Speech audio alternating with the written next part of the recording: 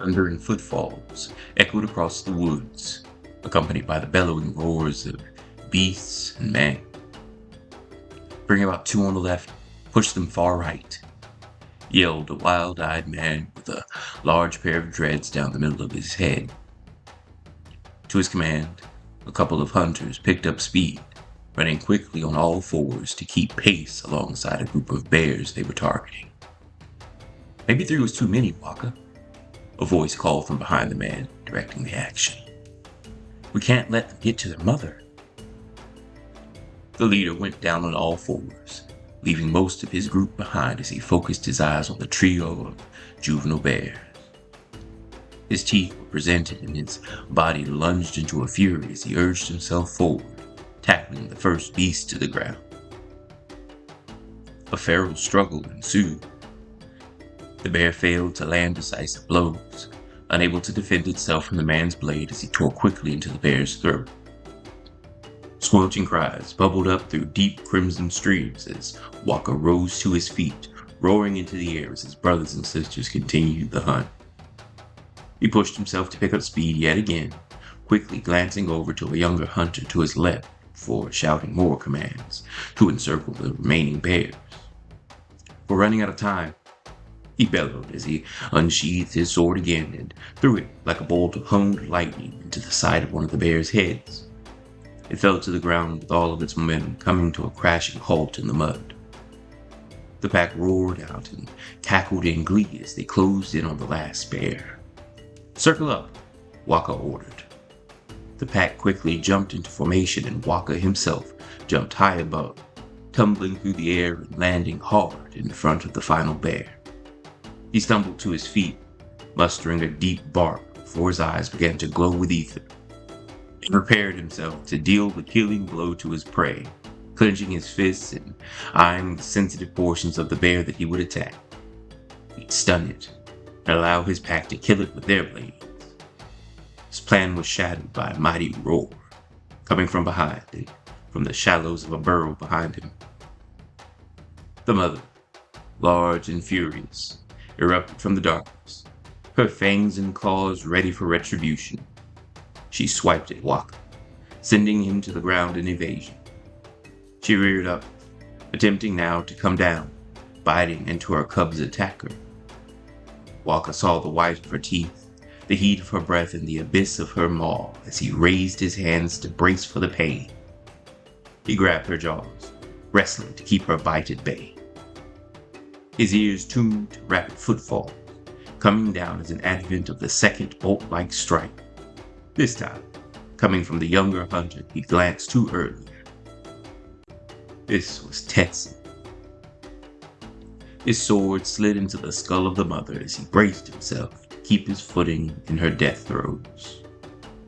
Roaring into her skull, he thought he should strike her brow or even bite at her scruff, anything to send this angry beast to the grave sooner.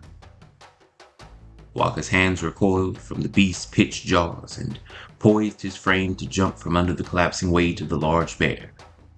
He scurried to his feet, keeping his knees from the indignities of being bowed in thanks from having his life saved. He let loose a stifled roar, snarling and turning his voice in churned knots.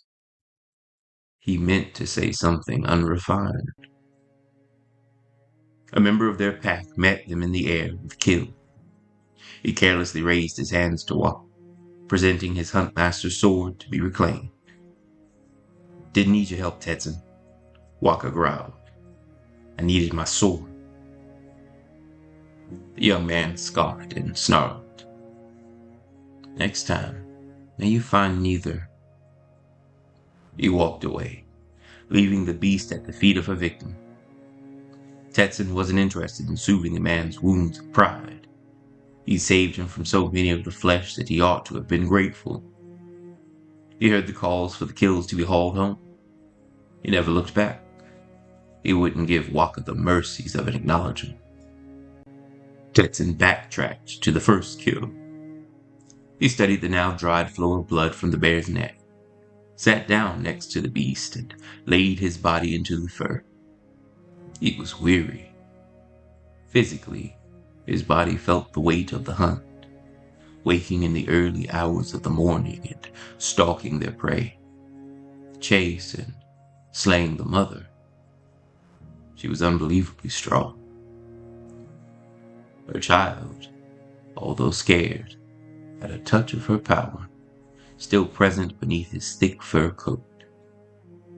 He reflected on the silence of the woods. The hunt of his pack had sent birds and insects into hiding, and so now the area seemed so silent that sound might never have come back. He enjoyed that silence. "It's kind of weird to cuddle your food," called a voice from behind him. Tetson was caught now between upset and embarrassed. Was he so relaxed that he couldn't hear his friend coming up? And why couldn't he just get a few more moments of calm? It was so desperately needed. Takjali, Tetson's childhood friend, came to his rescue. He knew his friend's temper and his exhaustion with minding it. "You weren't wrong," he sang, "but in a weird way. You were kind of cruel." Tetson rose to attention in protest. He was gonna die. Takjali sat down next to his friend. "Maybe." He tossed his head from side to side, slinging his heavy locks of hair from ear to ear. "Maybe not." "He was in trouble," Tetson rebutted. "Not really," chuckled Takjali. "The point is that you took away his chance to show he was capable." "He'll be okay," chided Tetson. "He's got enough scars and marks to prove his worth. No need to earn his hymns on behalf of our dinner." Takjali sighed and shook his head before winding his eyes in tight circles until they landed back on his friend.